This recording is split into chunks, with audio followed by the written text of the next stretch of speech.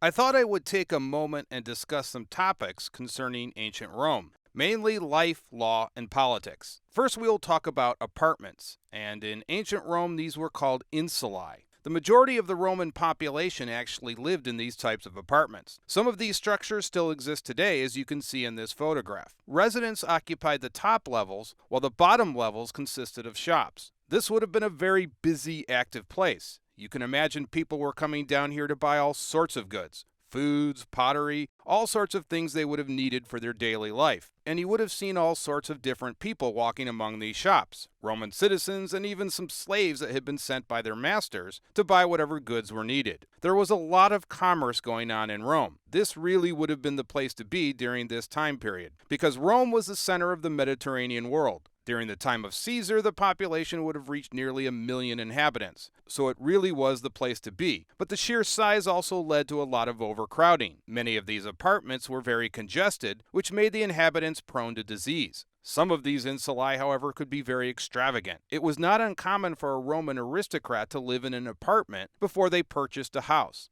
Augustus in his early 20s actually lived in an insulae before he purchased his first home. And speaking of houses, houses were called a domus. The domus were only occupied by the upper class because of the extreme costs involved. The domus in ancient Rome would have included multiple rooms, an indoor courtyard, as well as a central hall or atrium. The atrium, as you can see depicted in this painting, was the focal point of the domus. It usually contained a statue or altar dedicated to the main household god. Along with a domus in the city, many wealthy families also owned estates and villas outside of Rome. They could retreat to these country homes in the hot summer months, or if there was a period of unrest going on in the city. Now let's take a look at law in ancient Rome. Roman law was very different than today. Any citizen could level a charge, no matter how serious the charge was, against a fellow citizen. So they didn't have this concept where it was the state versus the individual, like we do today. If you are prosecuted today, then the indictment will usually read something like the state versus such and such. So the Romans did not have this concept of the state versus the individual. Instead, any citizen could level charges against another citizen. After the charges were brought, you would go in front of a judge where both citizens could make their case. Similar to today, a defendant had the opportunity to hire a lawyer.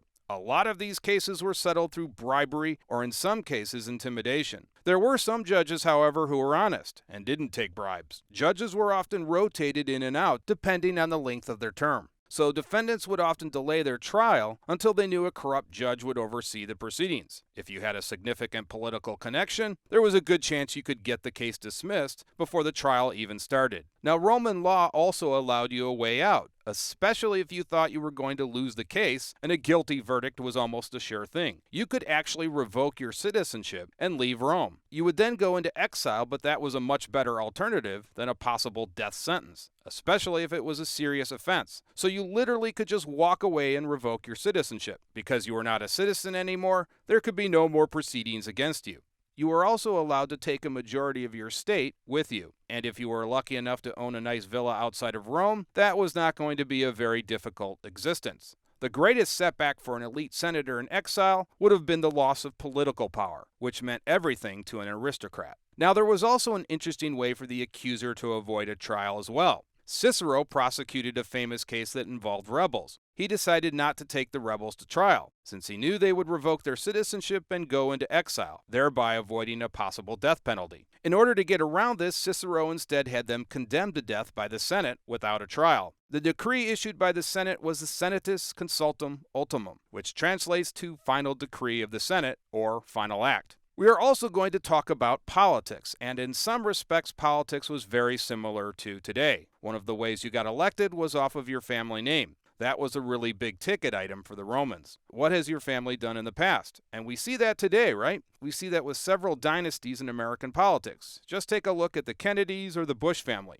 People want to vote off of name recognition. And again, it was very important in ancient Rome. A lot of citizens would vote for candidates just based off of their family lineage. Political campaigns were important in ancient Rome as well. One of the ways you became popular during an election cycle was to actually walk through the forum. And then what you wanted to do is have enough important people walking with you. That actually was a sign that you must be a winner, since all of these significant people were surrounding you in the forum. So Roman citizens would see you and think you were going to win for sure. And so again, you wanted to surround yourself, while you were actually walking around in the forum, with as many important people as you could, because it would make you look even more important. And that is no different than today. Think about how presidential candidates are constantly trying to link themselves to important people. Candidates are always trying to secure the endorsements of important politicians and celebrities. So not a lot has changed in the last 2,000 years. Now, political campaigns in ancient Rome became very, very expensive. It was not uncommon in the late Republic for a candidate to spend thousands, if not millions, of sesterces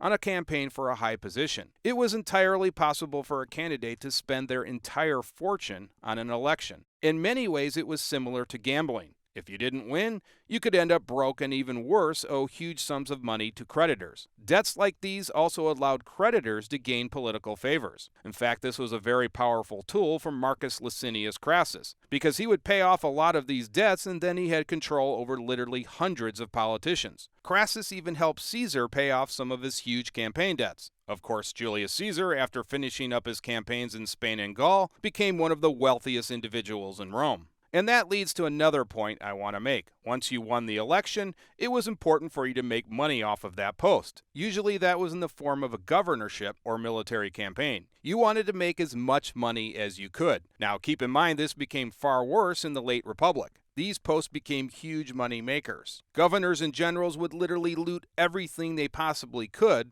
out of the provinces. Now, not all governors were bad. There were some good ones, and they were actually praised for being honest, but the vast majority were not. In fact, there was a governor named Verres who is considered to be one of the most corrupt governors of all time. He famously said a governor needed 3 years during his term. In the first year, he needed to pay off his debts. In the second year, he needed to make himself wealthy by looting the province. And then in the third year, that money could be used to bribe the judges at the expected corruption trial. After that, you kept all of your cash. Okay, that's going to do it for this video. As always, thanks for watching.